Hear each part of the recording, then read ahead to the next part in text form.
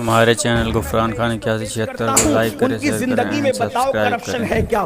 لوگ کہتے ہیں کون ہے عاشق؟ تو میں نے کہا اس امت کا سب سے بڑا عاشق جسے دنیا کہتی ہے افضل البشر بعد الانبیاء بالتحقیق سیدنا ابو بکر صدیق، میرے نبی کے مصلی پر سب سے پہلے ان کی حیات ظاہری میں کھڑے ہونے والا امام، عشق و محبت کا کتنا بڑا امام تھا جسے دنیا صدیق اکبر کے نام سے جانتی ہے۔ دیکھ ان کی زندگی اور بتا کوئی کرپشن ہو تو بتا، نہیں بتا سکتے۔ اللہ اکبر کیا تو کہا کہ وہ دیکھ لو، ادب کون کرتا ہے وہ دیکھ لو۔ رابسی کہتا ہے فاطمہ دربار میں گئی، پھر آئی، پھر گئی، پھر آئی، پھر گئی۔ میں تو یہ کہتا ہوں یہ تم تعریف کر رہے ہو کہ توہین کر رہے ہو؟ تیرے نزدیک فاطمہ الزہرا وہ ہے جو بار بار دربار کے چکر لگاتی ہے اور کہتی ہے فدق دو فدق دو فدق دو۔ یہ رافضی تیرے نزدیک مناظر تھوڑی مناظرہ کرنے آیا، ایک ہی آدمی بولے گا وہ صرف میں بولوں گا۔ تو محلے کے لوگ کہتے کیا تو اسی کا انتظار کر رہی تھی؟ باپ کے مرنے کا انتظار کر رہی تھی؟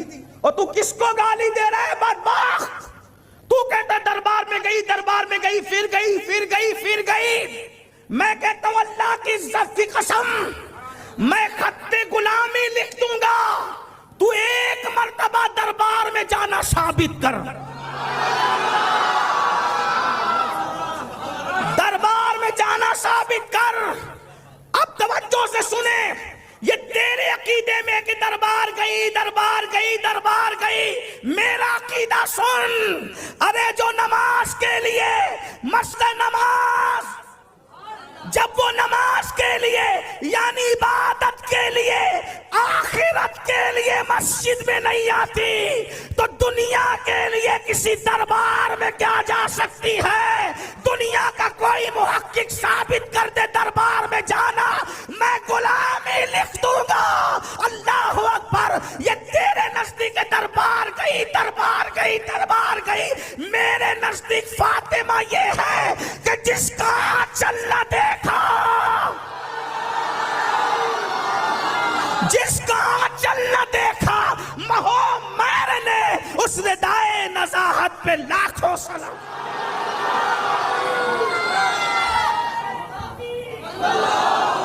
ہمارے نزدیک کہنا چاہتا ہوں، بات بیچ میں آ گئی کہ کسی بھی عاشق کی زندگی پڑھو کرپشن نہیں نکلے گا۔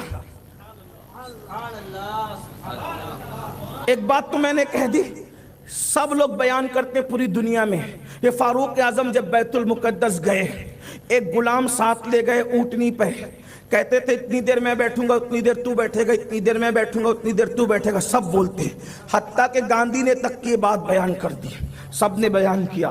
ٹھیک، میں نے کہا کیا مطلب، کیا سمجھے اس سے؟ بولے وہ غلام کی بھی حق تلفی نہیں کرتے رسول اللہ کے تیار کردہ لوگ۔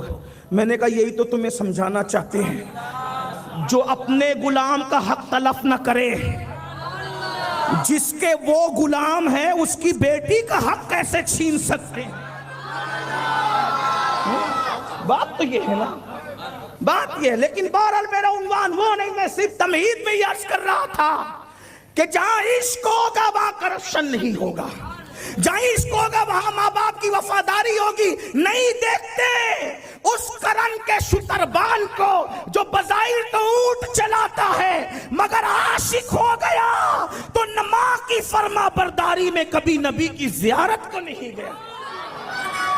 عشق ہوتا ہے تو یہ حالت ہوتی ہے۔ اسی لیے میں کہتا ہوں عشق پہ محنت کرے، لوگ نمازی بھی بنے، عبادت گزار بھی بنے، پرہیزگار بھی بنے، عشق پہ محنت کرو۔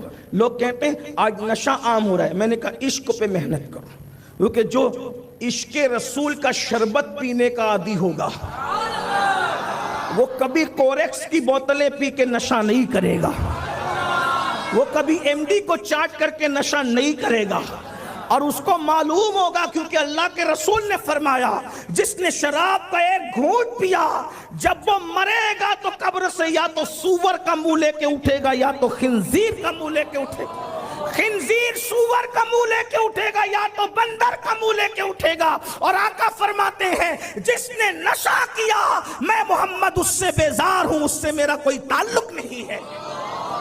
عشق ہوگا تو عاشق سوچے گا کہ میں شراب کا نشہ کرنے کے لیے نہیں، میں جوے کے لیے نہیں، میں شراب کے لیے نہیں، میں تو عشق مصطفیٰ کا نشہ کرنے کے لیے ہوں۔ اللہ اکبر۔ تو یاد رکھنا، عشق پہ محنت کرو۔ اور لوگ کہتے ہیں یہ احمد رضا احمد رضا احمد رضا کیوں کرتے ہیں؟ میں نے کہا اس لیے کرتے ہیں کہ اس احمد رضا نے پوری محنت عشق مصطفیٰ پر کی ہے، محبت رسول پہ کی ہے۔ اللہ اکبر۔ پہلے یہ بات واضح کر دوں کیونکہ اپنے بیگانے سب سنتے ہیں، پڑھے لکھے ان پڑھ بھی سنتے ہیں۔ کوئی کہے گا کیا پہلے عشق نہیں تھا؟ میں نے کہا بالکل تھا، بعد میں نہیں رہنا تھا، میں نے کہا تب بھی رہنا تھا، لیکن بات اتنی ہے 14ویں صدی میں 2 عالمی جنگیں کروانے کے لیے عشق چھینا جا رہا تھا، تو اس میں جو محنت کی اور اللہ نے جس سے کام لیا اسے دنیا احمد رضا کہتی ہے۔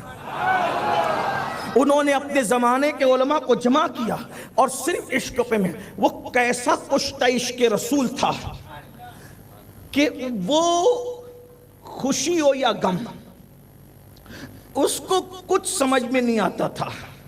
وہ خوشی میں بھی صرف نبی کرنا جانتا تھا اور غم میں بھی نبی کرنا جانتا تھا۔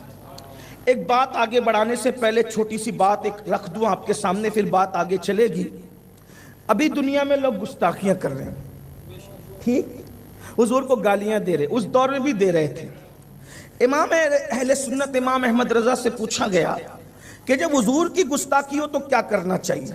توجہ آپ کی، حضور کی جب گستاخی ہو تو کرنا کیا چاہیے؟ امام اہل سنت سیدی اعلیٰ حضرت علیہ رحمت و رضوان نے کیا بات کی وہ میں آپ کے سامنے پیش کرتا ہوں۔ کچھ لوگ کہتے ہیں نا کہ مورچہ نکالنا چاہیے، کچھ لوگ کہتے ہیں جھگڑا کرنا چاہیے، کچھ لوگ کہتے ہیں لڑائی کرنا چاہیے۔ امام احمد رضا صوفیوں کے غلام تھے، انہوں نے کہا نہیں، نہ جھگڑا کرو، نہ جھگڑا کرو، نہ لڑائی کرو، نہ نعرے لگاؤ، نہ چلاؤ۔ دنیا یہی تو چاہتی ہے، دنیا یہی تو چاہتی ہے کہ تم روڈوں پر آؤ، پھر وہ تمہاری کلپیں بنا کر کے دنیا میں وائرل کرے، دیکھو یہ دہشت گرد ہے۔ جب حضور کو گالی دی جائے تو مسلمان کی ذمہ داری کیا ہے؟ توجہ، ہاں، اب میں اپنی طرف سے نہیں پڑھ رہا ہوں، الامن والعلا کے مقدمے سے میں عبارت کو ہو بہو پڑھ کے سنا رہا ہوں۔ جب میرے امام سے پوچھا گیا جب حضور کو گالیاں دی جائے تو ذمہ داری کیا ہے، تو میرے امام لکھتے ہیں، اب ذرا غور سے سننا، ہم کسی کے بہکاوے میں نہ آئیں، کرنا کیا ہے وہ دیکھو۔ ہمارے امام نے کہا نا کیا کرنا ہے، کہتے ہیں مسلمان صحیح العقیدہ ان کی طرف التفات ہی کیوں کریں۔ یہ التفات تھوڑا سا آپ کے لیے غیر ملتفت ہو گیا ہے، ٹھیک ہے، تو میں اس کو تھوڑا سا طالب علم ہونے کی حیثیت سے عرض کرتا ہوں۔ مسلمان ان کی طرف توجہ ہی کیوں کرے، کوئی توجہ نہ کرو، کیوں؟ اس لیے کہ کتا انسان کو کاٹتا ہے، انسان کتے کو تو نہیں کاٹتا نا۔ ایسا ہوتا ہے کہ کتے نے انسان کو کاٹ لیا تو یہ میں اپنی طرف سے نہیں کروں، یہ بھی علامہ جلال الدین عارف رومی نے لکھا ہے۔ انسان کو جب کتے کاٹنے لگے تو انسان بھی کتے کو کاٹے گا؟ نہیں، ایسا نہیں ہوتا۔ تو کیا جب کوئی حضور کو گالی دے تو میرے امام کہتے ہیں صحیح العقیدہ مسلمان توجہ ہی کیوں کرے، توجہ کرنے کی ضرورت نہیں۔ مطلب کیا؟ اگر کلپ آ جائے تو نہ سنو نہ اس کو فارورڈ کرو۔ اس وقت تو واٹس ایپ نہیں تھا، لیکن میں آج کے دور کے حساب سے اس کو سمجھا رہا ہوں۔ سنتے ہی کیوں ہو؟ جتنا وہ وائرل نہیں کرتے اتنا تو تم وائرل کرتے ہو۔ کیوں پگلا رہے ہو؟ کیوں نادان بن رہے ہو؟ سنو بھی مت، سنو بھی مت، نہیں سننا ہے، توجہ مت کرو، کوئی توجہ نہیں کرنا، سننا نہیں، آگے بڑھانا نہیں، اپنی موت خود مریں گے، کوئی توجہ نہیں۔ یہ امام کہہ رہے ہیں ہمارے 1 صدی پہلے مسلمان توجہ ہی نہ کریں، اور پھر کریں ایسوں کا علاج کیا؟ ان کا علاج کیا ہے؟ اب علاج بتا رہے ہیں، علاج بتا رہے ہیں۔ ایسوں کا علاج یہ حضور میں خاموشی۔ ایسوں کا علاج کیا ہے؟ اگر وہ گالی دینے والا سامنے ہو تو خاموشی، اور غیر حاضر ہو تو فراموشی۔ اسی کو احمد رضا کہتے ہیں۔ ہاں، سامنے ہو تو خاموشی، اور وہ گالی دینے والا گستاخ پیٹ پیچھے ہو تو فراموش، اس کا تذکرہ ہی مت کرو، اس لیے کہ نطفہ ناتحقیق اس قابل ہی نہیں ہے کہ سنیوں کی محفل کا عنوان بنے۔ نبی کو گالی تو وہی دے گا نا میرے بھائی جو اپنے باپ کا نہیں ہوگا۔ ہر کافر نبی کو گالی نہیں دیتا، لیکن نبی کو گالی دینے والا اپنے باپ کا بھی نہیں ہوتا۔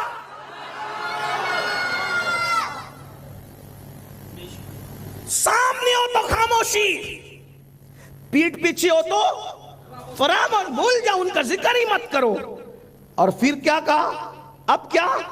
لیکن اب اپنی ذمہ داری، اٹھتے بیٹھتے ہر حال میں محبوب بے مثال کے ذکر پاک کی گرم جوشی۔